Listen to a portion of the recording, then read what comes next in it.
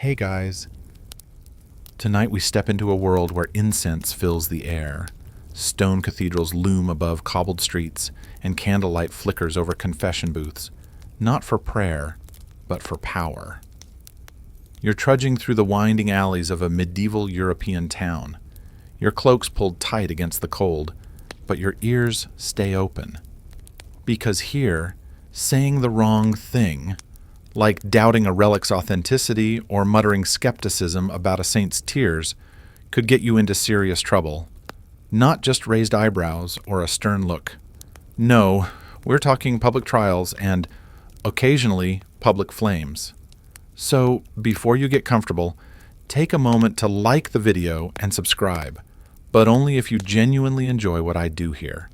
Drop your city and local time in the comments. I love knowing where you're listening from. Now, dim the lights, maybe turn on a fan for that soft background hum, and let's ease into tonight's journey together. You walk past a row of timbered houses when a bell tolls slowly overhead. A procession is forming near the church square, somber, murmuring. A man's being led to a platform piled with wood. His crime? Speaking a little too freely about divine grace, apparently. The church called it heresy, and in this era, heresy isn't just a theological faux pas, it's a threat to order. Bonfires weren't just for warmth, they were messages, loud and flaming, stray from the path, and your soul isn't the only thing at risk. The church didn't invent public execution, but it certainly turned it into spiritual theater. You feel the heat, even at a distance. The smell of charred robes, wax, and flesh might just linger in your nose longer than you'd like. Historians still argue whether these punishments were more about deterring dissent or purifying belief. Some say the spectacle was designed not just for control, but for salvation. A mercy, twisted as it sounds. That man? He might have been given the option to repent just before the torch hit the wood. Might have even taken it. Or maybe he whispered defiance as the flames climbed. You'll never know. Records were rarely kind to nuance. And here's a quirky little note.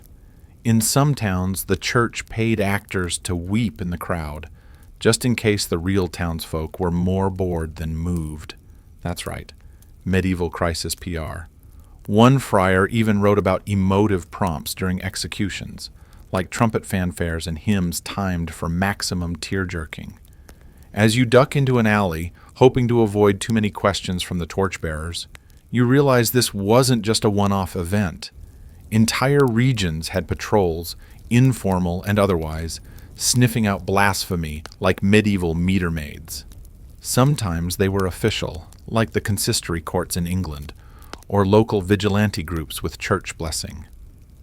Imagine church ushers today, but with a penchant for surprise interrogations and occasionally setting your house on fire.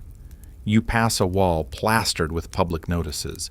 One reads, "Let none speak falsely of the relics of Saint Bartholomew, on pain of penance and public lash." Another warns that debating transubstantiation in taverns is forbidden, not discouraged, forbidden. You look around the square. A group of clerics leans into a whispered conversation, glancing occasionally your way.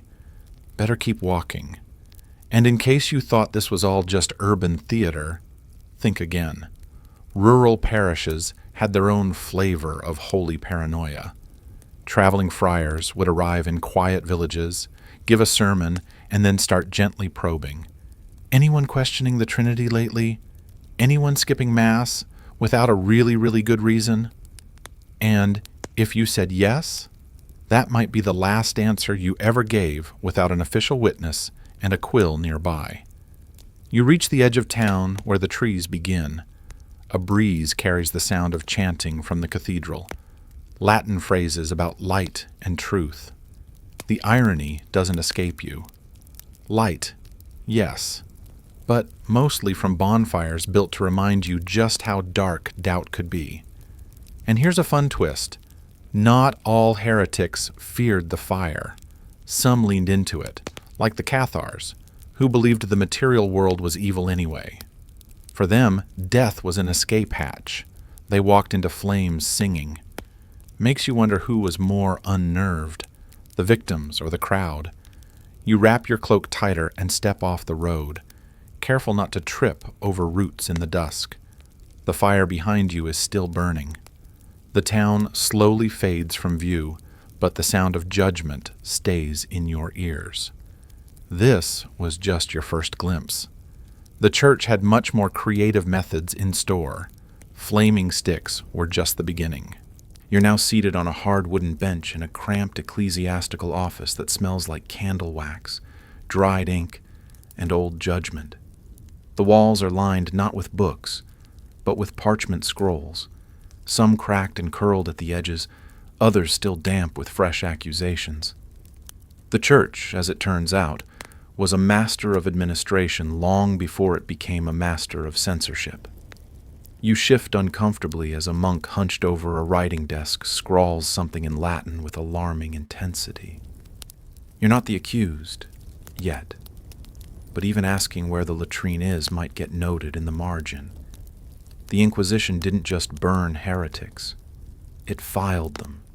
It categorized their sins, indexed their confessions, and recorded their size.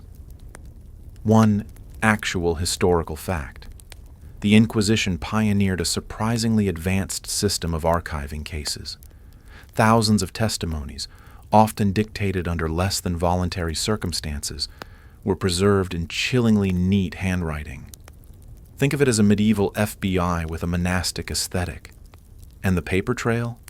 It could follow a suspect for years, even after death. You glance at a document pinned to a wooden board. Suspicitio modica. That's moderate suspicion. Yes, they had a tiered suspicion rating. You could be suspectus de heresy, suspected of heresy, or worse, vehementer suspectus, vehemently suspected. Try explaining that one at medieval dinner parties. Oh no, I'm not guilty. I'm just vehemently suspected. Historians still argue whether these files were truly about preserving justice or simply a way to bureaucratize fear. On one hand, it standardized processes. On the other, it made persecution terrifyingly efficient. Once you were in the system, there was no unsubscribe button. One quirky tidbit. Some inquisitors were so obsessed with proper documentation that they'd halt an interrogation mid-session to correct spelling errors.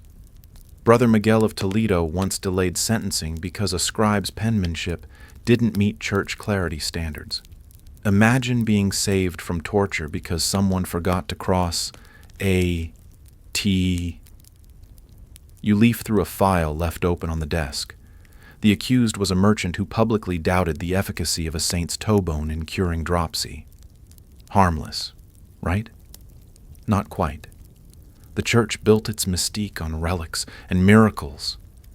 Undermining belief in them wasn't just rude. It was dangerous. Financially, too. Pilgrimage economies weren't built on agnosticism.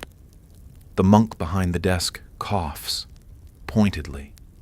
You quickly place the parchment down and pretend to admire a nearby crucifix. Even that is covered in annotations. Acquired in 1234 from the estate of Father Giacomo, verified by Prior Rinaldi, approved by Bishop Bermudez. You're half expecting it to have a user manual. You stand and peer through a tiny window cut into the thick stone wall. Outside, another file is being created. A woman in a faded shawl argues with two clerics. You can't hear the words, but you know how it ends. Her name will join the ledgers soon enough, along with a list of alleged deviations. Maybe she questioned the Trinity. Maybe she kept reading scripture in her native tongue. A big no-no at the time. The church preferred Latin. Keeps things inaccessible. Less room for creative interpretation, they said. You recall a strange little rule scribbled in the margins of an older record. If someone confessed spontaneously, without prior accusation, They might receive a lighter penance. But confessing too eagerly? Also suspicious. It could indicate you were hiding more. Basically, damned if you do. Damned if you repent too enthusiastically. And just when you think you've understood the rules of this bureaucratic maze, they shift again. The Inquisition had evolving checklists. In one decade, criticizing indulgences was a sin. In the next, it became standard reformist rhetoric. Good luck keeping up. You'd have needed a subscription to the Heresy Digest just to stay safe. In one corner of the office sits a locked cabinet. Inside, instruments. Not of torture, but of ink. Sealed letters from bishops, signed papal bulls, and occasionally anonymous denunciations. Yes, the church accepted anonymous tips. You could rat out your neighbor without even putting your name on the scroll. Dear Father Inquisitor, I saw Marcus skip Mass twice, and he has suspicious cheese. Totally legit heresy flag. You look down at the quill on the desk and wonder how many lives it's ruined. Not with a sword, but with elegant pen strokes. A misheard phrase, a misunderstood joke, a wrongly transcribed confession, all potentially fatal. And before you leave, one final detail catches your eye. A dusty parchment detailing trial procedures. One line reads, "If the accused weeps without being prompted, take it as a sign of guilt or divine conviction." Weeping on command? Guilt? Not weeping? Cold-hearted heretic? You really couldn't win. The door creaks open behind you, and the monk gestures toward the next room. There's more to see. You step into a corridor lined with lanterns and iron sconces, unsure whether you're walking deeper into justice or just better-lit paperwork. You descend a narrow stone stairwell, footsteps muffled by age-worn steps that have borne the weight of secrets, screams, and sanctified silence. The air grows colder with each step, and a faint scent rises to meet you. Musty wood, damp stone, and something metallic. Not fresh blood. No, this place hasn't seen that in a while. But the echoes are still here, whispering under your breath, in the clink of iron shackles gently swaying against the wall. Welcome to the Inquisition's most persuasive room. You shuffle into a chamber lit dimly by candles perched in wrought iron holders, their flames struggling against the damp. In the center, under a ceiling thick with soot, stands the rack. Long wooden frame, winches at either end, ropes that once gleamed with oil now fray with age. You run your fingers across its surface, not reverently, but curiously. A device made for stretching truth, literally. Contrary to modern myths, the church didn't always leap straight to physical torture. First came persuasion, spiritual pressure, and if that failed, well, time to loosen the joints. The rack, the strappado, and other delightful contraptions were part of what officials delicately called the question. As in, we just need to put the question to him, with ropes. One mainstream fact: torture during the Inquisition was supposed to follow rules. Limits were written into official procedure. No permanent maiming, no bloodshed. But you're already seeing the loopholes. Permanent was subjective. Bloodshed could be interpreted creatively. The church didn't want martyrs after all, just terrified believers. Historians still argue whether these guidelines were genuinely intended as ethical boundaries or simply PR polish on an otherwise brutal system. Some inquisitors kept meticulous logs of the exact number of turns on the rack. 7 turns, partial dislocation, paused for prayer. 8 turns, full confession. The sanctity of the process was, ironically, maintained with obsessive precision. A rusty iron chair in the corner catches your eye. It's spiked, not for impalement, but to make sitting unpleasant. The accused might sit there for hours, grilled with theological questions while trying not to shift and pierce their own thighs.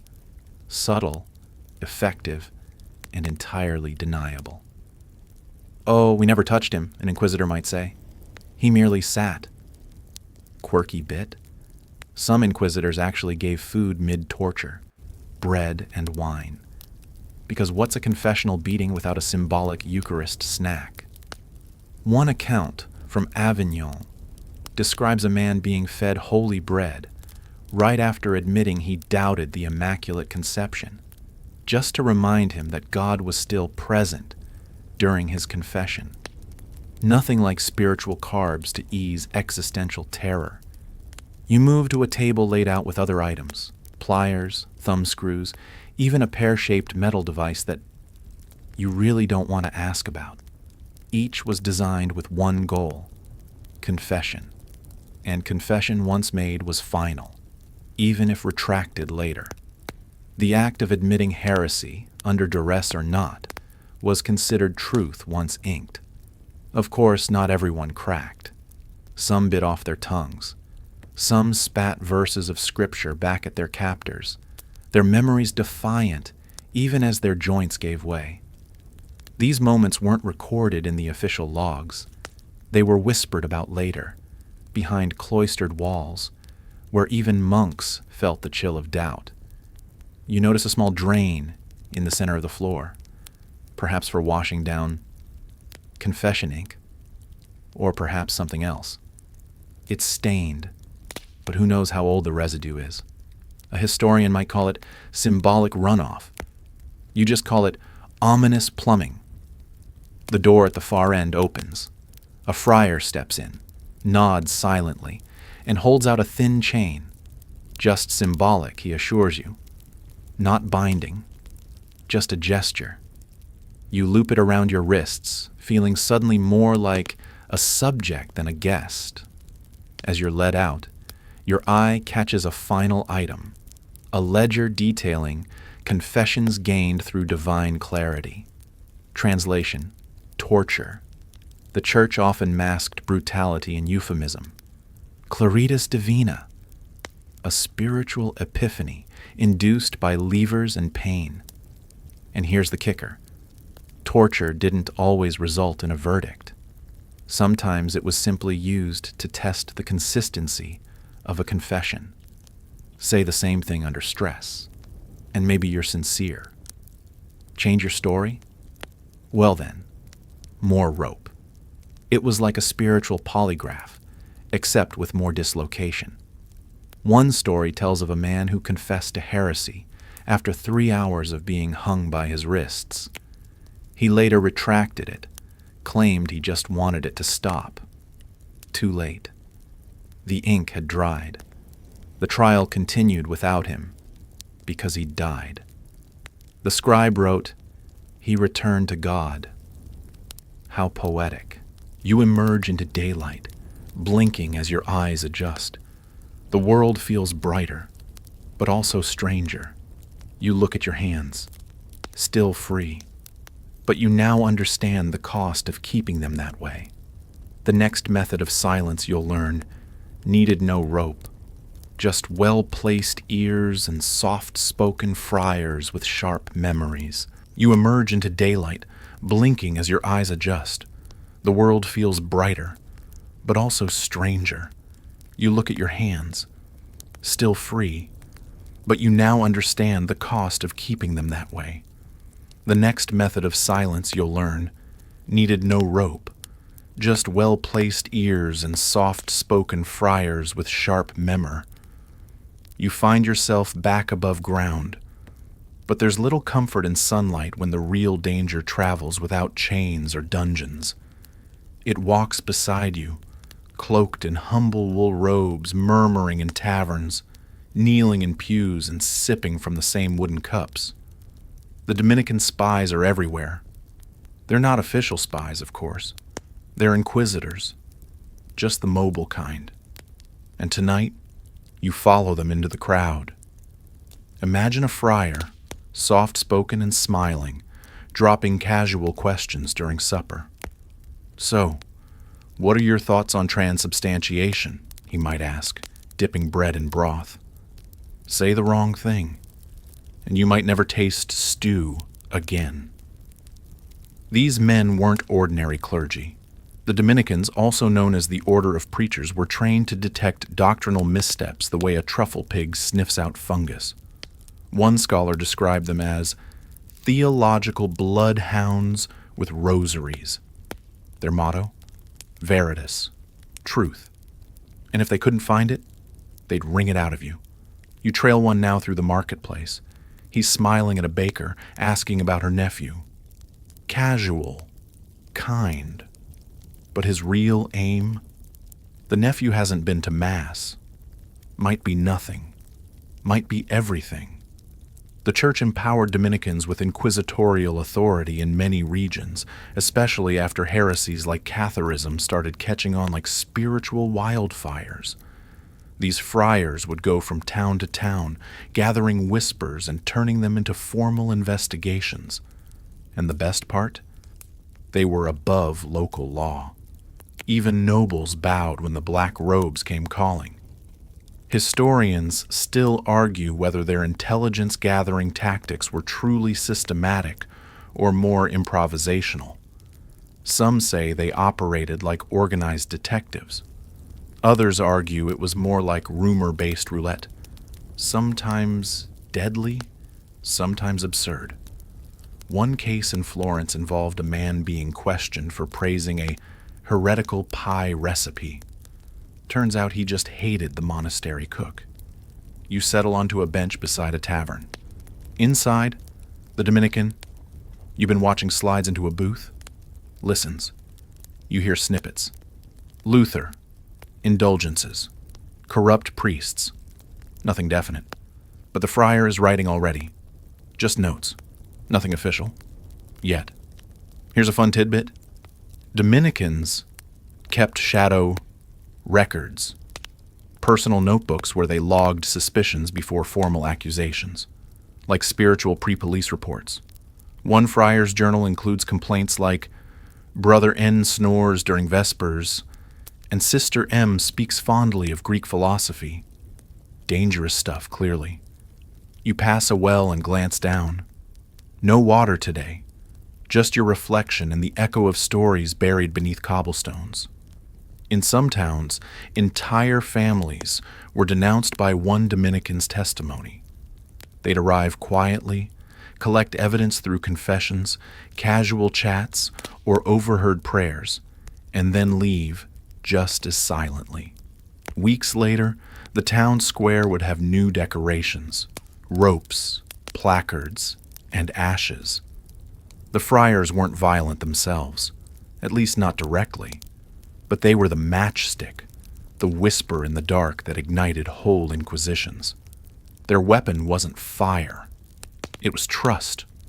They earned it, then turned it. One especially infamous Dominican, Bernard Gui, yes, the real-life figure later fictionalized in The Name of the Rose, compiled manuals listing heretical symptoms. Laughter during sermons, suspicious, avoiding confession, definite red flag, owning too many cats, not in the manual, but surely suspect. You chuckle under your breath, then stop. Best not to draw attention. Even your laughter could be recorded in someone's shadow journal. You turn a corner and bump into a young man who looks spooked. He tells you, in hushed tones, that he once doubted the miracle of St. Cuthbert's uncorrupted toe. Told a friend. Now he's being invited for a chat. Not by the priest. By a visiting friar with an excellent memory and very poor sense of humor. Inquisitors didn't always arrest you immediately. Sometimes they just made you sweat. Psychological pressure was often more effective than ropes. You'd spend weeks in limbo knowing your words were being weighed by men who answered only to God, or at least to Rome. You glance over your shoulder. The Dominican is gone. Just a half-drunk cup of ale remains. Somewhere, a quill is moving. Your name might be on the page, or maybe not. That's the genius of it. You never know until the knock comes at dawn. And then there's the code switching. Dominicans were often multilingual. Latin, of course, but also the local dialects. They'd switch mid-sentence, testing your comfort with scripture or church decrees. Fail the pop quiz, and suddenly you were no longer a friendly neighbor. You were a possible heretic. One case tells of a butcher who sold pork on a Friday. When confronted, he claimed ignorance of the rule. The Dominican asked him to recite the credo in Latin. He fumbled. They called it spiritual negligence. He called it bad schooling. The verdict? Confession, public penance, and no meat for a year, including his own. You make your way toward the town edge again, ears ringing with soft sermons and half-heard threats. The Dominicans are still out there, not in the shadows. No, they walk in the open, with smiles, sandals, and a notepad that never runs out of ink. And they're always listening. You follow the faint crackle of flames and the acrid sting of smoke to a quiet courtyard behind the monastery. At first glance, it looks like a bonfire for warmth or waste, but the logs are stacked too carefully, the fire too deliberate, and the onlookers too somber. You inch closer. The flames aren't devouring old hay or leftover parchment. They're swallowing books, thick tomes, fragile manuscripts, even lovingly illustrated scrolls. Welcome to the real purge. The church had a complicated relationship with books. It revered sacred texts, but viewed unchecked knowledge like an open window in a fortress, tempting for thieves, or worse, questions. So, when something challenged orthodoxy, philosophy from pagan lands, alternative theological ideas, or even natural science, it often met its fiery end under the watchful eyes of robed gatekeepers. A mainstream fact, the church officially began listing banned books in 1559 with the Index Librorum Prohibitorum, but informal purging started centuries earlier. Entire libraries were raided during inquisitions, universities were corrected, and monasteries, ironically the keepers of knowledge, sometimes burned what they themselves had copied once those texts fell out of doctrinal favor. You glance at a half-burned spine sticking out of the flames. On the movement of the spheres, it says in Latin. It sounds almost poetic, but you know better. Books on astronomy, especially ones hinting at heliocentrism, were frequent victims. After all, saying the Earth spins around the sun doesn't just upset cosmology. It suggests the church might not be the center of the universe. And that? Unacceptable. Historians still argue whether these burnings were about control or fear.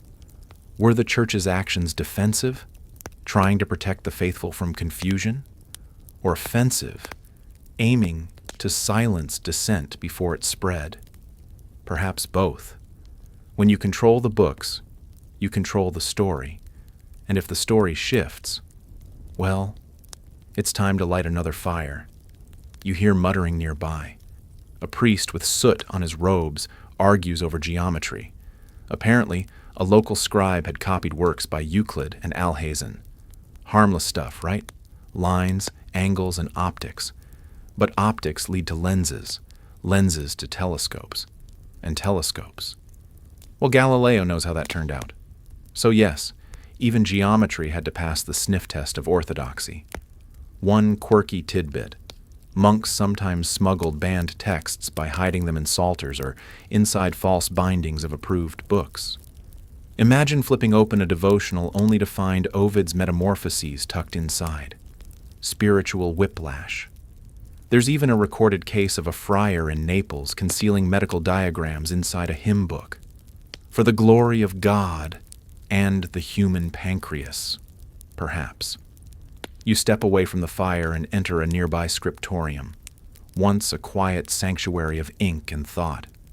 Now it's half empty, shelves picked over. A few cowled scribes still work, but you notice they're copying only approved works. Augustine, Aquinas, maybe some Psalms. You lean in to watch one monk write.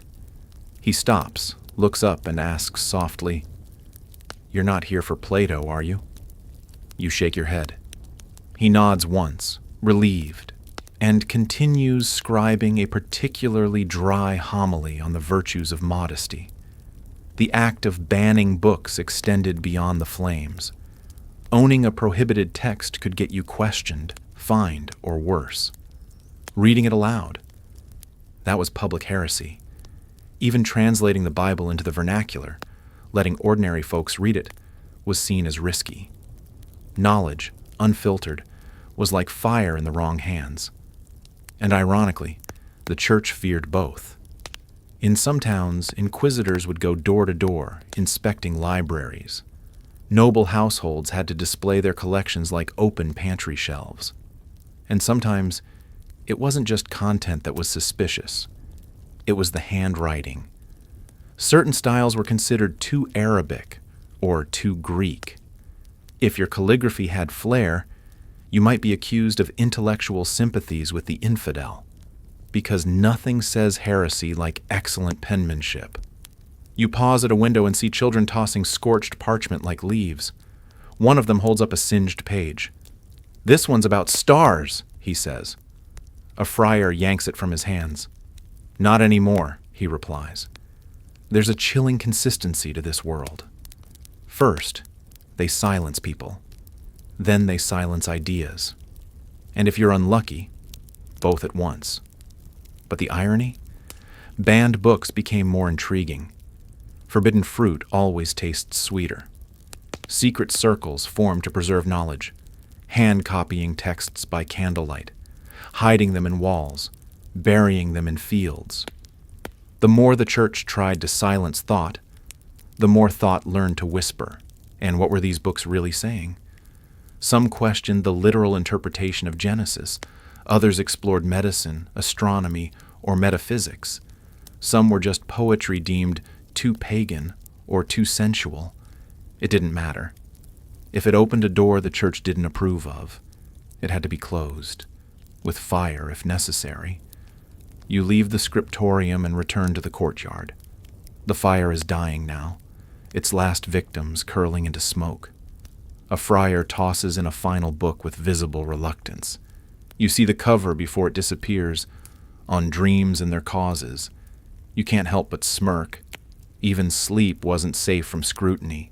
You make your way into a low, moss-covered village tucked between rolling hills, a place that smells like damp wool and root vegetables. At first, it seems peaceful. Chickens cluck, carts creak. But you quickly sense a different kind of tension. People avoid eye contact. Doors creak open, just wide enough for bread deliveries. A priest patrols with a bucket of holy water and a bundle of herbs, muttering prayers under his breath. Something's been found. Or rather, someone. You're just in time for a witch trial. But not the kind you're expecting with brooms and cauldrons. No, this one's more theological. You're about to witness where witchcraft and heresy intertwine. And things get weird. Really weird. The church didn't always equate witches with heretics. In early Christianity, witchcraft was dismissed as superstition. But by the late Middle Ages, that shifted. The logic? If you were invoking powers outside God's domain, you were clearly cavorting with Satan. So witches weren't just quirky neighbors. They were heretics in disguise, and the church hated heretics.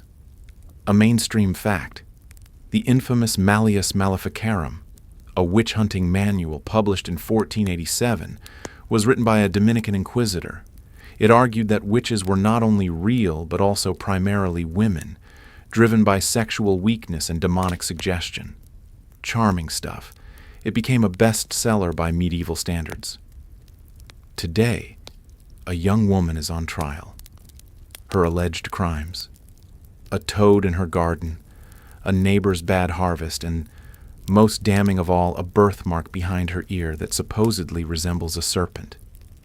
You peer closer. It looks more like a potato, but sure, let's call it satanic. The priest insists that animals have testified. Yes, animals. According to the local friar, a goat refused to graze near her hut. Clearly, demonic influence. You stifle a laugh, but it's not funny. Not really. The woman's been stripped of her head covering, her hair roughly chopped. Public humiliation was the first step toward purification. And her sentence? Still pending.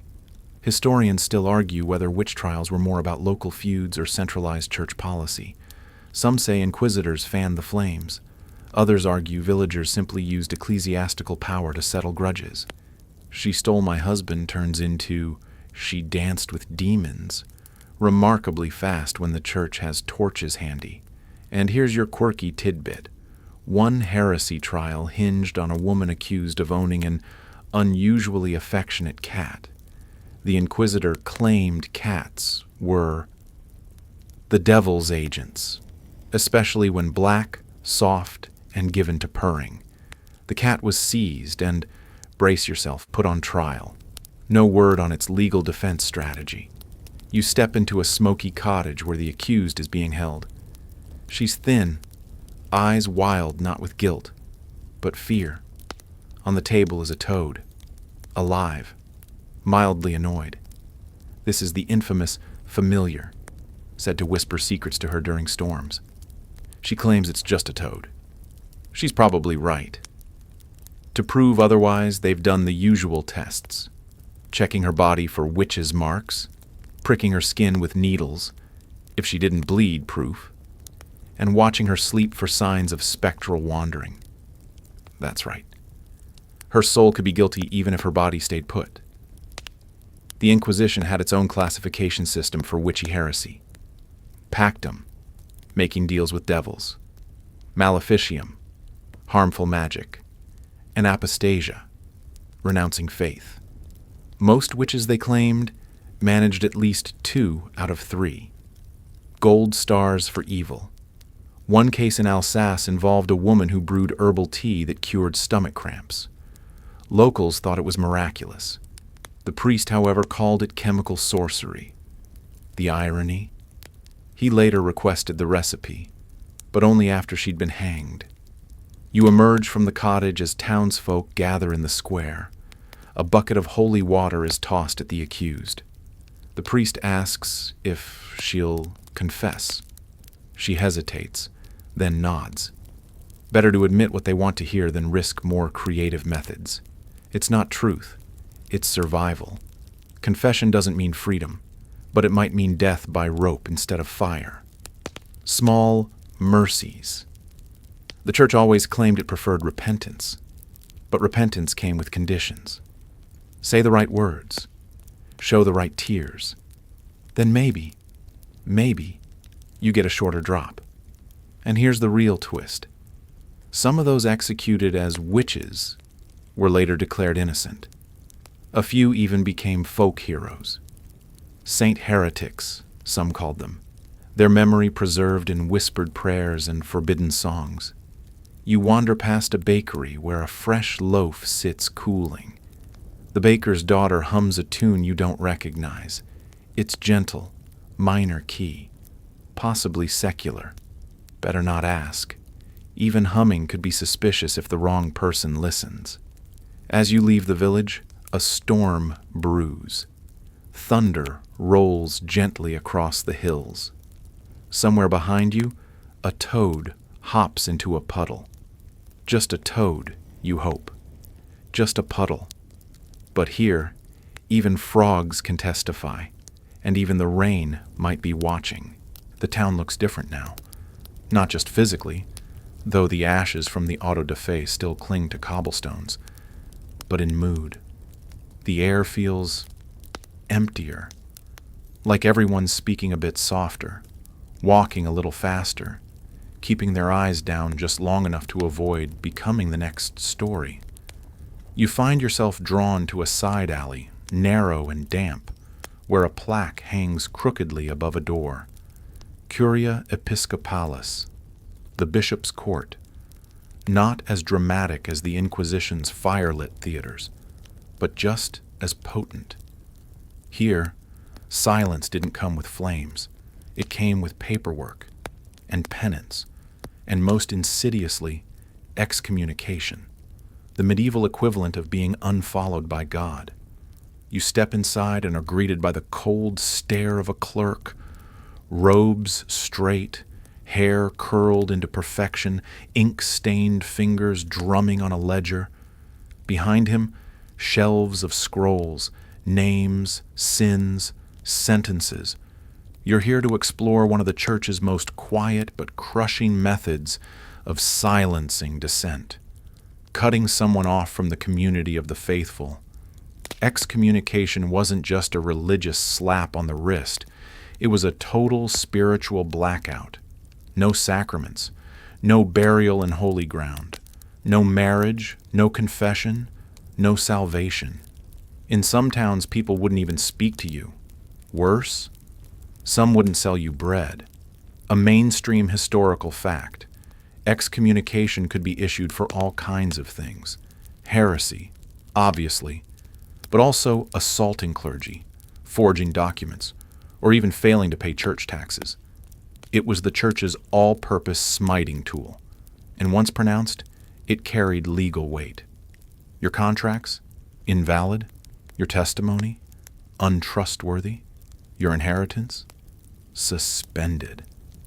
Historians still argue whether excommunication was genuinely feared for its spiritual weight or more for its social consequences. Either way, it worked. No one wanted to be the town's religious untouchable. You study a parchment left on a nearby table. It details the excommunication of a merchant who criticized the bishop's lavish feasts during a famine. His punishment? Immediate spiritual severance. His house was daubed with ash crosses. His customers stopped visiting. His family left. He recanted 3 weeks later, starving, ragged, utterly broken, all for questioning a side of beef. Quirky tidbit? In some cases, people excommunicated animals. Yes, animals. There are surviving documents detailing the excommunication of a rooster for crowing during Mass, and a swarm of locusts for ruining vineyards. The Church might not have been able to stop pests, but it could absolutely curse them with the full force of Latin. You wander deeper into the building, passing confessionals, side chapels, and a large iron-bound door that creaks open into the bishop's chamber. It's quiet here, almost too quiet. On the wall hangs a list of names, those recently reconciled. Next to it, a much shorter list, those still outside grace. There's something chilling about that short list. It's not the length, it's the weight. Each name is an absence, a person erased from the Church's memory, their prayers ignored, their deaths unmarked. In a world where your soul's destination was everything, that kind of silence screamed. You step out into the courtyard where an old man sits beneath a stone arch, muttering to himself. He's dressed well, but no one greets him. You sit beside him, unsure why. He tells you flatly, "They took my sacraments last Lent. Said I questioned the relics." He chuckles. "I just asked if the saint's toe might be misplaced." He looks up, tears in his eyes. "You ever felt invisible?" he asks. You nod, though you haven't. Not like that. Not in a world where invisibility means damnation. The Church had levels to this silence. Interdicts could be placed on whole towns. No masses, no burials, no marriages, until everyone behaved. Imagine being denied salvation because your mayor argued with a bishop. That's collective penance, medieval style. One recorded case in northern France involved an entire village placed under interdict for refusing to surrender a popular local healer. For weeks, bells didn't ring. No sacraments were given. The crops wilted. Eventually, the villagers handed him over, not because they believed he was guilty, but because they feared dying unblessed. You rise, thank the old man, and leave him to his murmurs. Back in the square, the bells ring again. Not for death, not for joy. Just the regular rhythm of the church reasserting its presence. It owns time. And for those outside its circle, time simply stops. You look toward the edge of town where the forest begins. Somewhere out there are the excommunicated, the forgotten, the people who once asked questions and now whisper only to trees. And here's the twist. Some of them kept their faith. They believed even as the church shut its doors. They baptized their own children, prayed their own prayers, buried their own dead. Not heretics, just unwelcome believers. You walk on, the sound of bells behind you, and silence ahead. You arrive in the heart of a bustling city just as bells ring out from the cathedral tower, not for prayer, not for warning, but to mark the beginning of spectacle. A large crowd gathers in the main square, pressing against makeshift barriers. Vendors hawk roasted chestnuts. Children chase one another through the crowd, and a platform is being swept for visibility. You'd think it was a festival. It's not. This is the auto da fe, the act of faith, a grand public event where repentance, punishment, and pageantry collide in one theologically choreographed performance. Today, heretics will be judged before God, king, and citizen.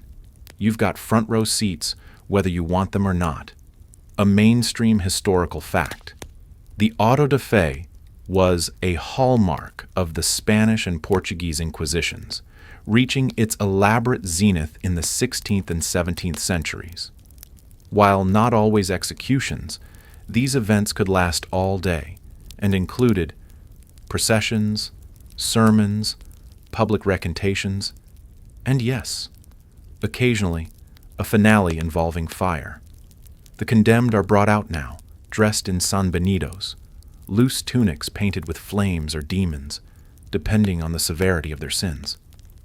One man's tunic features upside-down crosses. Another's bears the words, "relapsed," in bold script. You lean in. These outfits weren't just punishment. They were branding. Social excommunication made wearable. A boy near you points and laughs. His father hushes him, but not harshly. Everyone's watching. Everyone's learning. This is theater with a moral. The message? Believe properly or be displayed. The church calls it penance. The crowd calls it Tuesday. Historians still argue whether the auto da fe was meant to scare, inspire, or entertain. Maybe all three. The ritual served as a kind of mass catechism, explaining doctrine by showing its violation. It's like teaching math by watching someone get electrocuted for miscalculating. A quirky detail. Noble guests were often invited. Front row seats were reserved for important families, and seating arrangements were strategic. Putting skeptical nobles right beside flaming heretics had a way of encouraging conformity. Look what happens when you ask too many questions about transubstantiation, Lord Fernandez. The bishop mounts a pulpit and begins the long sermon. Latin phrases echo through the square, punctuated by a translator shouting simplified versions to the crowd. They turned from Christ. They defied his church. They led others into error. A child nearby drops his bread. A woman crosses herself. The man beside you yawns, quietly. The condemned are lined up. One begins weeping. Another stares blankly. And a third starts singing a hymn out of sync. Whether it's bravery or panic, you can't tell. But the crowd quiets. This is the moment everyone came for. The sentence. Some are declared reconciled, meaning they confessed and repented. Their punishments will be lighter. Public lashes, exile, enforced pilgrimages. Others are relapsed, repeat offenders. No mercy this time. Their fate is handed to the secular authorities because the church never technically burned anyone. It simply released them to rulers who had no choice but to enforce justice. Wink. You catch sight of a woman holding her daughter's hand. She's not crying, just watching, eyes locked on one of the condemned, a man in chains, head shaved, San Benito askew. Her brother, her husband. No one dares ask. Her silence is louder than the bishop's voice. One of the condemned collapses. The guards don't move. A priest steps forward to offer water. And final absolution. The man takes both. The crowd murmurs. A few clap. It's hard to tell whether it's for the priest's mercy or the man's submission. Then the procession begins. The reconciled are marched away with signs around their necks, listing sins in florid script. Blasphemed against the Virgin. Mocked relics. Ate meat on Holy Friday. A few people in the crowd jeer. One man spits. A priest shushes them. Forgiveness has been granted, he says, but remember the cost. The others, the unrepentant, are led elsewhere. Not to the center stage anymore. Their role in this play is complete. What comes next is off stage. Quiet. Smoky. One quirky twist. Some autos de fe were scheduled to coincide with holidays. Christmas, Easter, even Saint Feast days. Nothing like a heresy burning to spice up a celebration. Historical records mention families planning picnics around the event. Oh, and after Mass, we'll swing by the square and catch a bit of divine justice. You glance down and realize you've been holding your breath. The sun has begun to set, casting long shadows over the square. A boy runs past you wearing a paper crown, humming a hymn. The crowd begins to thin. The vendors pack up, and the square slowly returns to normal. As if none of it happened. As if burning someone for belief is just another civic duty. You pass a discarded San Benito on the ground, trampled, half burned. Someone kicked it aside after the parade. You bend down, run your fingers along the paint. It flakes off. Just like memory. By now you're beginning to suspect that silence wasn't always about fire or exile. It could be as simple as a list. A very long, very specific, very forbidding list. You've entered a small monastery library, quiet as snow, where the only sound is the occasional crack of parchment and the whisper of a turning page. At the center of it all, displayed behind glass like a relic, lies the Index Librorum Prohibitorum, the index of prohibited books. This isn't some dusty catalog of mild concerns. It's a curated tour of what the Church did not want you reading, thinking, or even touching. The list spans centuries, including everything from theological treatises to scientific speculation to some really unfortunate poetry. You lean in. One name jumps out. Galileo Galilei.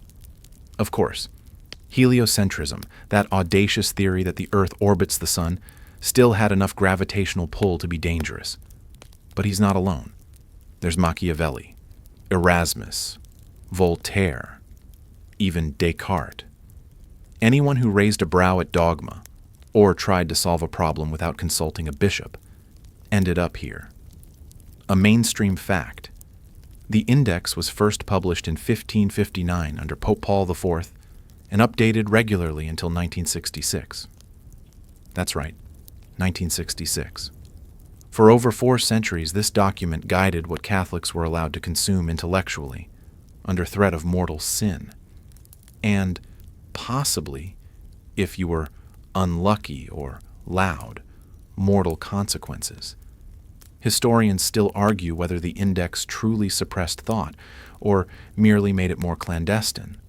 Some scholars suggest it actually encouraged a kind of rebellious literacy, people reading the banned books precisely because they were forbidden, monks smuggling Pascal into Italy, students hand-copying Bruno in attics. The Church said, "Don't," and thinkers said, "Watch me." You walk past a row of locked cabinets labeled simply dubia, doubtful texts. Not outright banned, but under investigation. This was a theological gray zone, a place where books hovered in limbo, neither holy nor heretical. One friar you overheard earlier called it purgatory for pamphlets. And here's your quirky bit. Some of the books were banned not for what they said, but for how they said it.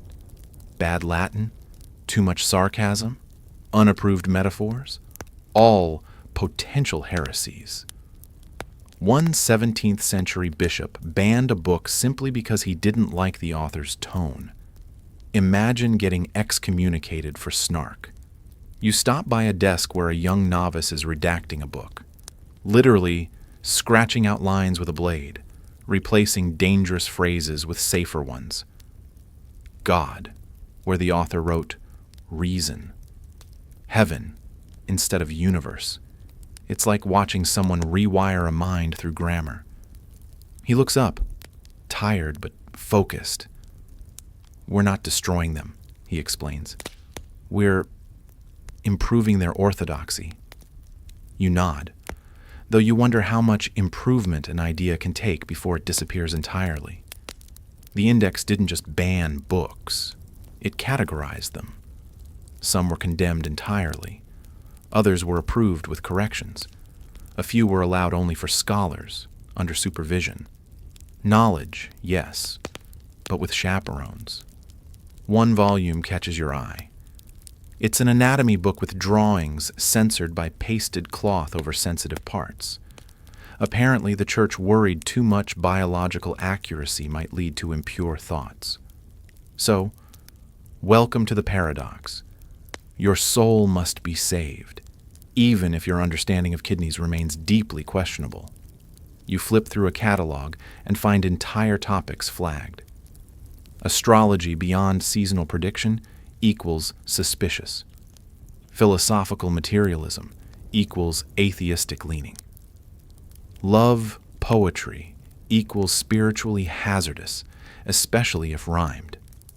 You want to laugh, but softly, because this room is one eyebrow raise away from a whisper trial. The librarian shows you a hidden shelf, works that were once banned but later redeemed. St. Thomas Aquinas, ironically, was on early versions of the index before being canonized. Galileo's ideas were eventually embraced. Even Augustine was deemed problematic by some early councils. Heretic today, saint tomorrow. It's a full-time job keeping up.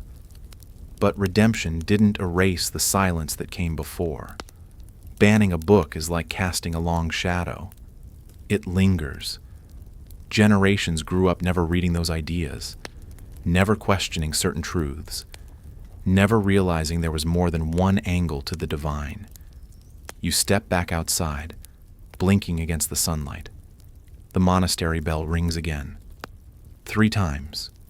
Not for prayer, for censorship. Every time a new list was issued, it was read aloud from the pulpit. Public literacy, with footnotes. You imagine what it must have felt like to hear your favorite book condemned. Or worse, a book you wrote. To be told your thoughts were dangerous, that your imagination offended heaven, and then to watch as those words were cut out, locked up, or burned down. The town square looks the same, but it isn't.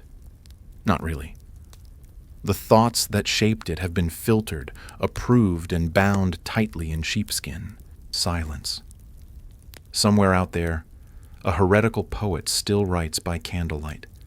Somewhere else, a reader hides forbidden philosophy beneath their mattress. And between them, a list. Just a list. You follow a cobblestone path leading away from the monastery, toward the city gates where banners flutter, gold on red, the papal seal gleaming in the sun. Beside it, another emblem, a lion clutching a scroll, the coat of arms of a local king, 2 powers, side by side. But if you've learned anything tonight, it's that these banners don't always wave in equal wind. You're about to enter the world of papal bulls and royal puppets, where silence isn't shouted or burnt, but signed, sealed, and delivered in triplicate. A mainstream historical fact. Papal bulls were official letters issued by the Pope, often sealed with lead and bearing enormous legal and spiritual authority. These documents could excommunicate, appoint monarchs, legitimize crusades, or, most subtly, twist a ruler's arm into cracking down on dissent. And kings? They didn't always resist. Often they complied, out of fear, faith, or the fine print. You approach a palace courtyard, where a herald reads aloud a new bull. Ad abolendam diversarum heresium pravitatum. It's dense Latin, but the gist is clear. Heresy must be rooted out, harshly, publicly, efficiently. The king, seated nearby beneath a lavish canopy, nods solemnly. But his eyes don't move. You get the sense he didn't write this script. He's just reciting it. Behind the throne, church envoys linger like shadows. Advisors? Maybe. Overseers? Definitely. You watch one quietly slip a scroll into a noble's hand. Later that week, 3 troublesome thinkers will disappear from the court. Coincidence? Of course not. Historians still argue whether monarchs were true believers in the suppression of heresy or merely political pragmatists. Aligning with the church brought benefits, land, legitimacy, and sometimes armies. Opposing it? That brought bulls, and not the farm kind.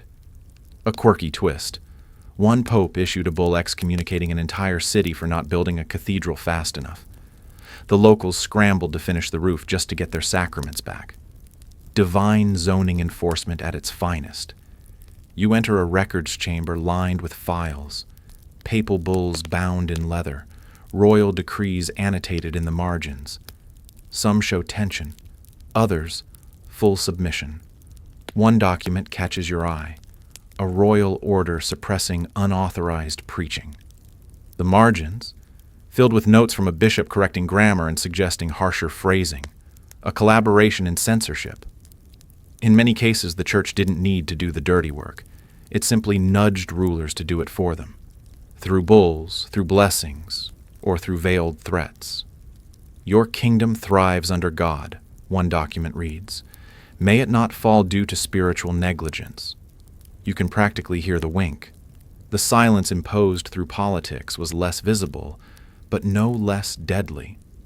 A scholar denied a royal pension for questioning purgatory. A judge dismissed for suggesting that confession might be optional. No trials, no flames, just quiet removals. History doesn't record every whisper, but the archives do. You find a letter from a French king to the Pope, asking for leniency for a popular bishop accused of doctrinal deviation. The Pope's reply? A polite rejection with the phrase, "Unity requires pruning." Chillingly elegant and entirely effective. One especially bizarre bull forbade chess among clergy, not because it was sinful, but because it encouraged excessive contemplation and pride. You can't help but imagine a friar checkmating a bishop and being dragged off for theological hubris. Royal compliance wasn't always peaceful. You hear about a queen, never named, who resisted the church's demands to exile heresy-accused advisors. Within a year, she suffered a sudden illness. Whether divine punishment or a well-placed herb, no one could say. But her successor signed every bull without blinking. The tension between crown and crozier played out everywhere, from courtroom to kitchen. Even local laws had to align with church decrees. A baker in Naples was fined for using anise during Lent, not for gluttony, but because it was associated with pagan feasts. The complaint? Filed by a bishop, processed by a judge, enforced by a soldier. That's the machinery at work. And here's the strange beauty. Papal bulls weren't all about punishment. Some were indulgent, flowery, almost gentle. One begins, "To our beloved Son, protector of right doctrine and friend of the light," and ends by ordering him to confiscate every copy of a certain translation of the Gospel of John. Politeness with a dagger. You leave the palace as bells toll again. Another bull announced. Another nod from a ruler pretending to weigh it. Another whisper silenced before it's even spoken. This is power, not with fire or fear, but with ink and influence. You pass a merchant on the street reading a public notice aloud to his children. The Pope has declared the feast of St. Dominic a day of silence, he says. You smile. Of course he has. Silence, after all, is the most enduring tradition of them. You step away from the cathedral square, following the scent of wax and ash down a side street where wooden scaffolds creak in the afternoon wind.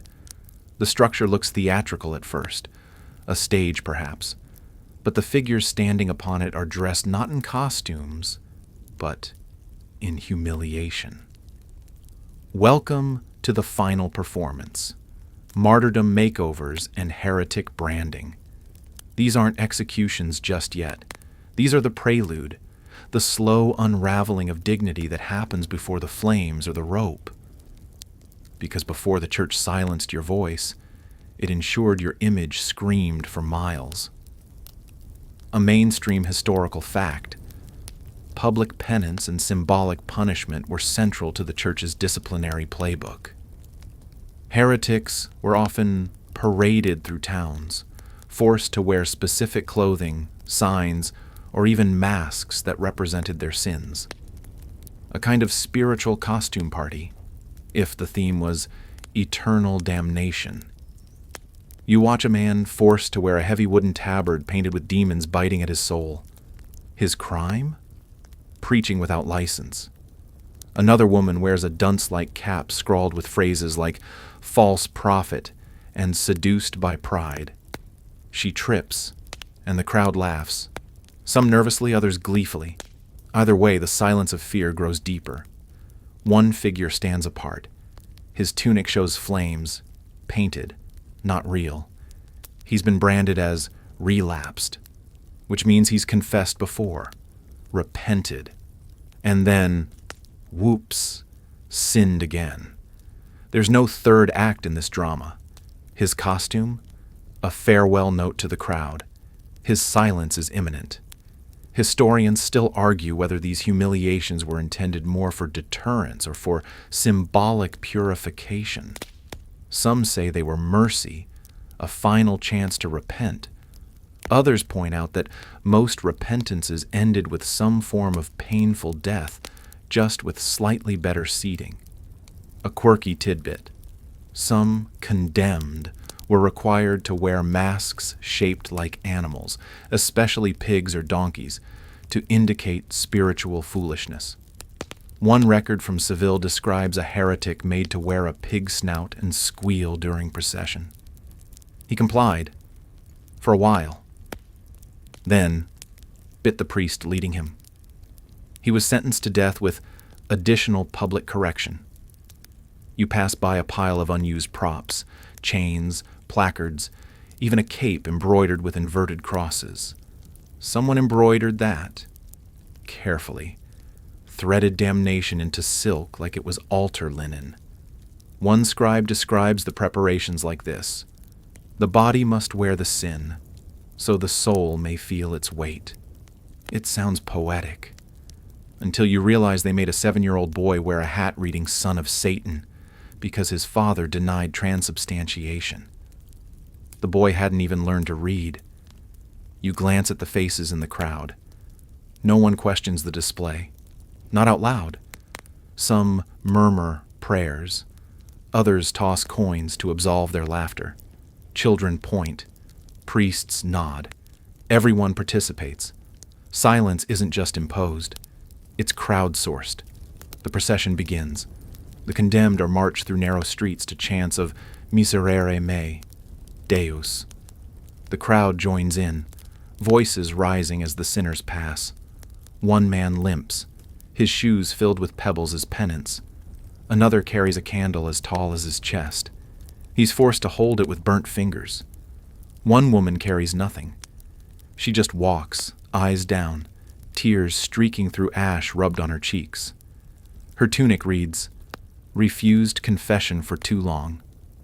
Not refused entirely. just delayed, long enough for someone to notice. You reach a plaza where the condemned are lined up again, this time in front of a scaffolding bearing the word reconcilio. Those who've confessed get to stand here, under the cross. They'll die too, but with hope. The others, they go behind the altar, where a simple wooden stake awaits, less blessed, more permanent. And here's a strange irony. These humiliations became badges of honor for some. Later generations would tell stories of martyrs who wore their flaming tunics with pride, who refused to cry during public penance, who met mockery with Scripture. The church designed these costumes to erase them, but it accidentally preserved their stories. You pass a man sketching the scene, hurriedly drawing the costumes before the procession ends. You lean in. His sketchbook is filled with faces, symbols, quotes. He's documenting, not approving. And you realize, the more elaborate the attempt to silence, the more fragments survive. You leave the plaza behind, stepping over a discarded hood shaped like a fox's head. It still smells faintly of candle wax and sweat. You wonder who wore it, what they said, what they thought as the crowd watched them stumble. And you realize, the church wasn't just burning heretics, it was staging them, directing their exit like a play. Heresy wasn't just a sin, it was a role. One that had to be performed, judged, and erased with flair. But performances have audiences, and audiences remember. You're roused early by a knock, not a friendly one. It's the kind that rattles shutters, makes dogs stop barking, and leaves you standing half awake in your nightshirt wondering if this is your final morning. Because today, the Spanish Inquisition has arrived. And no, you weren't expecting them. Contrary to Monty Python's promises, their surprise was very much part of the strategy. You peek out a narrow window and see them. 2 men in dark robes, riding under a crimson banner emblazoned with a cross and sword. They dismount quietly, like bureaucrats on a coffee run. But make no mistake, this is the most feared investigative force in Europe, and they are very, very punctual. A mainstream historical fact. The Spanish Inquisition was established in 1478 by Ferdinand and Isabella, not the Vatican. It operated with papal blessing but answered primarily to the crown, and its mission extended far beyond standard heresy, covering crypto-Judaism, Islam, Protestantism, and general theological bad vibes. They move like polite specters, never running, never shouting, just asking questions with enough edge that you forget how to breathe. One inquisitor visits the mayor, another meets with the local bishop. A third starts asking around about a merchant who's overly curious about Scripture. You shadow one inquisitor through the marketplace. He smiles at everyone, buys figs, praises the fishmonger's daughter, then casually asks if anyone in town recently received foreign books. His tone never changes, but the air does. People suddenly remember errands, stalls close, someone drops a tomato. Historians still argue whether this kind of fear was intentional or a side effect. The Spanish Inquisition had its own courts, jails, and even torture chambers, but its real power lay in its ability to make people tremble at rumors. Half their cases began with anonymous tips. A neighbor chants in Hebrew at night. That baker didn't fast on Friday. Real? Maybe. Convenient? Always. You wander toward the edge of town where a small home has already been secured. The owners stand outside, wrapped in blankets, as officials inventory the house. One man reads from a list. Another examines a tapestry for signs of something. What exactly, no one knows. But they'll find it. They always do. Here's a quirky twist. Inquisitors traveled with their own cooks and confessors. That's right. Justice, but with a full support staff. Meals were modest but regular. Records show one inquisitor who refused to travel without his personal gooseberry jam. Heresy never tasted so particular. You slip into the local church, where a trial is about to begin. Not dramatic. Just a table, 3 chairs, and a book. The accused is an old woman, accused of lighting candles in the wrong pattern. Too many in a row, which someone claimed was a sign of secret Jewish prayer. Her defense? I was cold. Not compelling enough. The inquisitor gently presses. Do you deny using Hebrew prayers? She pauses. I barely use Latin. He nods, notes something, and moves on. No shouting, no torture, yet. Just measured doubt, which, frankly, is worse. The church claimed the Inquisition was about saving souls, not punishing bodies. But the methods, intimidation, property seizure, imprisonment without trial, all with perfect courtesy. One inquisitor is known for beginning every interrogation with, "My dear, I speak not to frighten, but to clarify." And then he'd clarify for 6 hours straight, usually with ropes. One case, preserved in dusty parchment, involves a musician accused of embedding Islamic harmonics into sacred chants. His punishment? He was made to rewrite the melodies under supervision. Every note analyzed, every rhythm timed. Theology meets music theory meets Orwell. You exit the church as the woman is led away. Not jailed, not yet. Just retained for further inquiry. A week later, she'll confess to lighting too many candles. A month after that, her house will be given to the local priest for ecclesiastical utility. Her silence, like so many others, will be carefully archived. You head to the edge of the town square where a stage has been quietly constructed. No spectacle today, just a reading. A list of names. Some have confessed. Some will be tried. Some disappeared. A man whispers beside you, "I knew one of them. He taught me to read." You glance at him. He's already walking away, head down. The less said, the safer. One especially chilling fact. The Spanish Inquisition published guides for local clergy on how to identify potential heretics. One item on the list? Unusual silence. If you weren't gossiping or confessing, you were suspect. So in essence, you could be condemned for being quiet or for being too loud. A perfect trap. You wander past an abandoned shop once owned by a family rumored to be new Christians, converted Jews. The shutters are nailed shut. A sign reads, "In God's mercy, justice is done." Nothing remains inside, not even dust. By sunset, the inquisitors are gone. No flames today, no processions, just whispers, adjusted inventories, a few fewer faces, a few more questions. But they'll return, always unannounced, always polite, always with a list. And you? You'll keep your voice low. You've seen enough to know that sometimes silence is the loudest confession of all.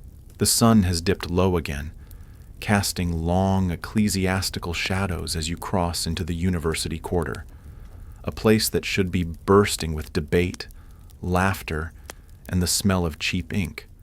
Instead, it's quiet, eerily so. Students whisper beneath archways, professors speak in riddles, and philosophers clutch their manuscripts like relics. Because here, in the cradle of logic and learning, the church has discovered its sharpest and most inconvenient adversary, the mind. This section is about doctrinal mind games, not flames, not torture, just words, and the terrifying realization that sometimes the most dangerous heresy is simply asking too many questions out loud. You wander into a lecture hall where a young scholar is mid-argument with a priest. They're discussing transubstantiation. The priest insists that during Mass, bread becomes flesh. Literally. The scholar doesn't disagree. He just hesitates. Asks whether we should consider it metaphorical, too. A pause. A breath.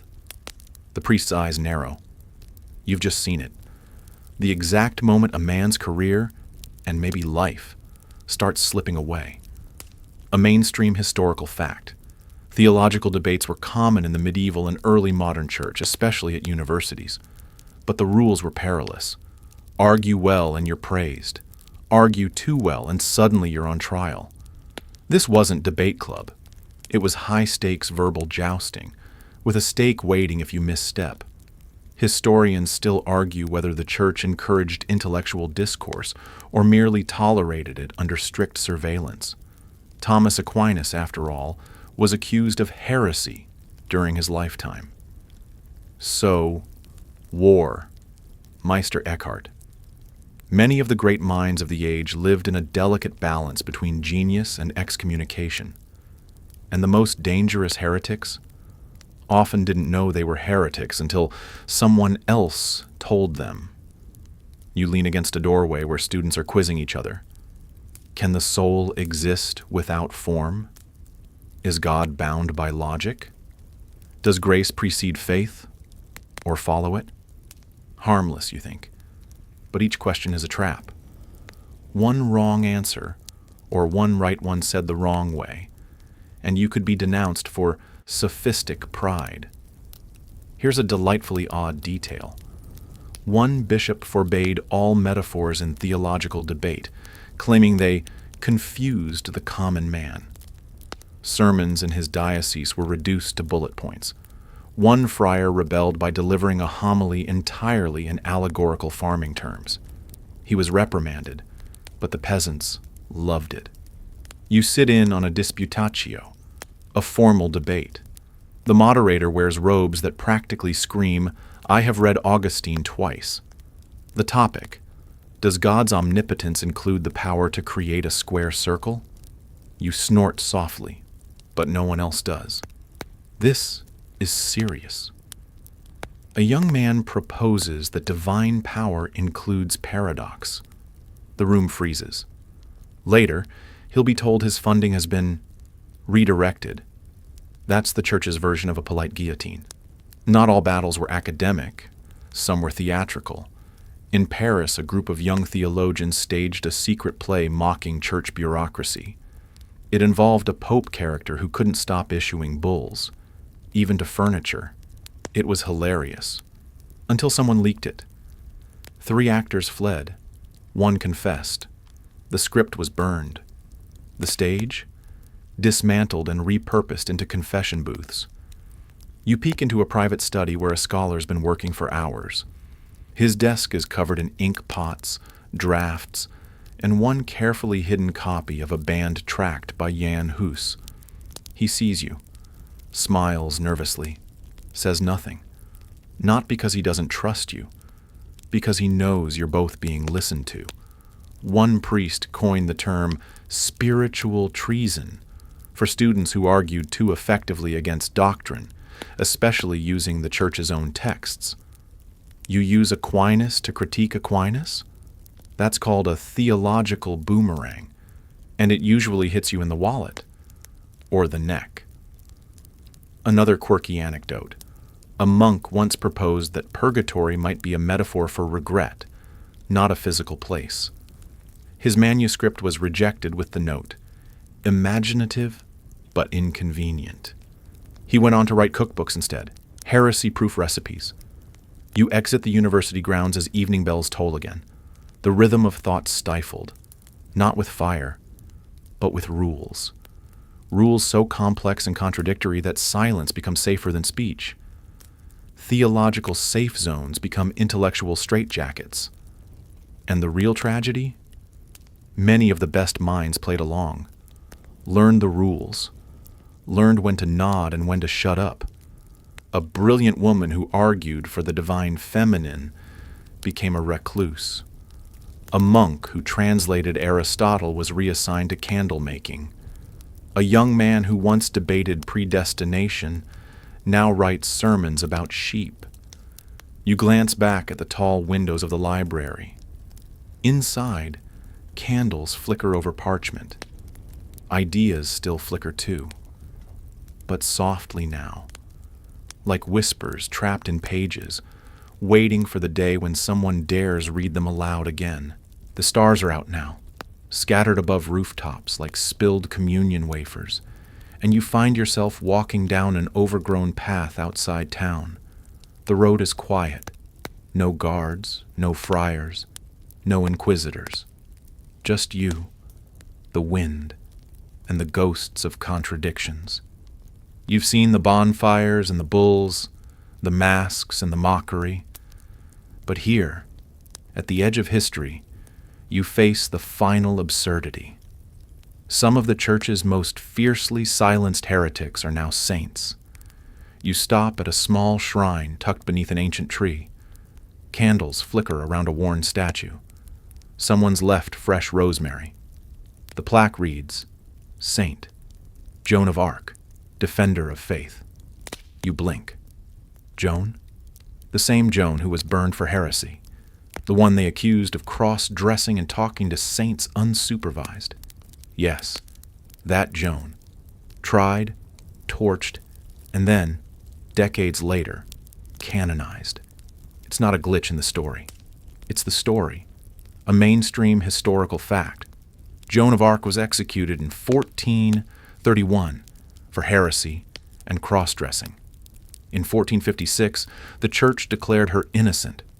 In 1920, she became a saint. One lifetime, excommunicated rebel. Another, holy role model, spiritual schizophrenia at its finest. And she wasn't the only one. Galileo, once gagged for scientific arrogance, now has a plaque in the Vatican. Thomas Aquinas, once denounced by his peers, is now the patron saint of scholars. Hildegard of Bingen, once suspected of mysticism gone rogue, is now a doctor of the church. Her music is sold on CDs in the Vatican gift shop. Historians still argue whether these reversals reflect genuine repentance or savvy PR. Maybe both. The church is nothing if not adaptive. The same machinery that silenced voices could, centuries later, raise them. Posthumously, of course. Safely. Once they'd stopped talking back. You pass a weathered mural depicting a group of martyrs. Some are kneeling in prayer. Others hold books. One holds nothing. His hands are simply outstretched, as if waiting for history to decide which side of the fire he truly belonged to. Quirky tidbit. A few saints were canonized, despite still having heretical notes in their writings. The church simply interpreted those differently, or redacted the spicy bits. Even sanctity, it seems, has a good editor. You find a bench and sit beneath the stars. The wind rustles through the trees like pages being turned. And you realize the church didn't just silence heretics. It occasionally borrowed their lines, cleaned them up, and republished them under new covers. The irony? Some of these figures never recanted. They died clinging to their errors. And centuries later, their stubbornness became a virtue. The church, like a meticulous stage director, rewrote the ending, made the tragedy a triumph. Saints, it turns out, sometimes begin as villains in the first draft. A monk passes by on the path, nodding. You nod back. He says nothing, but his lantern lights the ground at your feet.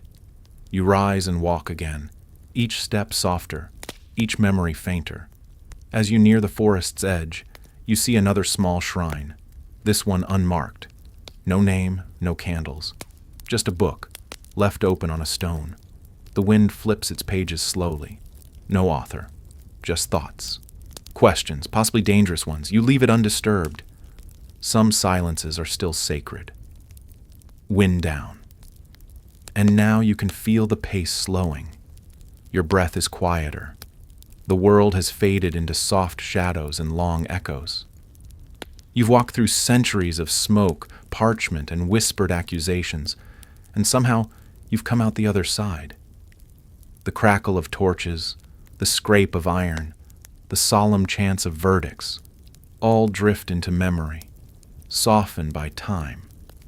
What remains are not just the grand trials and names carved into altars, but the smaller silences. The woman who prayed alone after being exiled. The boy who stopped speaking in Latin because his accent made him suspicious. The monk who lit candles with trembling hands, knowing each spark might be his last. History, like sleep, blurs the edges eventually. Right and wrong become less sharp. We stop remembering who shouted and who whispered. Only the silence lingers, slow, deep, enveloping. So, wherever you are, maybe in bed, maybe on a quiet couch, maybe listening with your eyes already closed, let this long walk settle behind your eyes. Let the flickers of candles become just ambient light. Let the voices become wind. You're safe now. No tribunals, no lists, just the hush of dusk, the breath of leaves, the slow turning of pages that no one will burn. Close your eyes. Let the script go quiet. Let your thoughts ease into sleep, like ink, fading gently into old parchment. Now, dim the lights and sleep well. End of script. Sweet dreams. The sky is overcast now, and the scent of old ash clings to your cloak as you wander toward the edge of town. A small crowd has gathered near a field, whispering nervously, eyes darting between a group of clergy and what looks like a pit filled with hot stones. You've stumbled upon one of the church's more theatrical tools of justice, trial by ordeal. Yes, still a thing. Despite its barbaric flavor, the ordeal had theological roots. The idea was simple, if absurd. God would not allow an innocent person to be harmed unjustly. So if you passed the ordeal unscathed, divine innocence was confirmed. But if you screamed, burned, or bled, well, clearly you had something to confess. Today's entertainment involves the hot iron. You watch as a young man is blindfolded and handed a bar of iron, glowing faintly with heat. His task? Walk 3 paces while carrying it, then have his hands bandaged for 3 days. If the wounds heal cleanly, praise be, he's innocent. If they fester, sorry, heretic. Better luck next lifetime. A mainstream historical fact, though officially frowned upon by higher clergy over time, trial by ordeal persisted in local practice for centuries. It was especially popular in rural areas where formal courts were rare. Justice by fire, water, or weight. It was cheap, memorable, and left no room for appeals. Historians still argue whether these ordeals were truly believed to work or were merely psychological tools, ways to coax confessions through fear. Some scholars point to clerics subtly manipulating outcomes, heating the iron more for likely heretics, or interpreting burns more harshly when politically convenient. In other words, divine justice, with editorial notes. You approach a wooden platform where another man kneels before a priest. This one is about to undergo the ordeal of cold water, tied and dunked. If he floats, he's guilty. If he sinks, he's pure. Small problem. Purity often came with accidental drowning. But hey, at least your soul was saved. One quirky case in Prague involved a monk accused of spreading Eastern heresies. He requested his own trial, by bees, claimed his innocence would protect him from stings. He was wrong. The bees were unimpressed by theological nuance. But the crowd? They loved it. Folk justice meets nature documentary. You watch the crowd during the ordeal. Some are grim, others intrigued. A few children whisper bets under their breath. The church may have promised justice, but what it delivered looked a lot like public theater. And the more dramatic the heresy, the bigger the audience. You hear someone mutter, "He always skipped confession." Another adds, "He read too many books." Neither statement is evidence, of course, but here, they function like gospel. And once suspicion takes root, it doesn't really matter how you walk with hot iron. Your reputation is already scorched. The priest announces the end of the ordeal. The young man's hands are wrapped in linen. Everyone's told to return in 3 days to inspect the bandages. Until then, his fate hangs in the balance of scabs and infection. You doubt it will go well. Innocence doesn't heal as fast as the church's judgment. And lest you think these trials were limited to peasant drama, nobles weren't immune. There's a record of a lord's son accused of heretical leanings being made to fast and pray for a week while blindfolded. If he dreamt of angels, he'd be cleared. He dreamt of apples. The Inquisitor deemed it symbolic of Eve's sin. Result, exiled, disgraced, and forbidden to eat fruit publicly, ever again. Another ordeal involved weighing a suspected heretic against a large Bible. If the person was heavier, their soul was deemed burdened by sin. Unsurprisingly, most people lost to the Bible. It's not exactly a fair match when the Bible's chained to a lead box. You shake your head, stepping away as the crowd disperses. One old woman crosses herself and whispers, "At least we know now." Know what exactly? That a nervous boy can't walk straight with a branding iron? That infections love linen wraps? What they know is fear, and that's the point. The church rarely needed to explain the logic. Fear did the convincing. Ordeals weren't about justice. They were about reminding you that belief had weight, and woe to those who carried it carelessly. As you leave the field, a friar stops you. "Have you sinned today?" he asks politely. You blink. "Not recently," you reply. He smiles. "We'll see."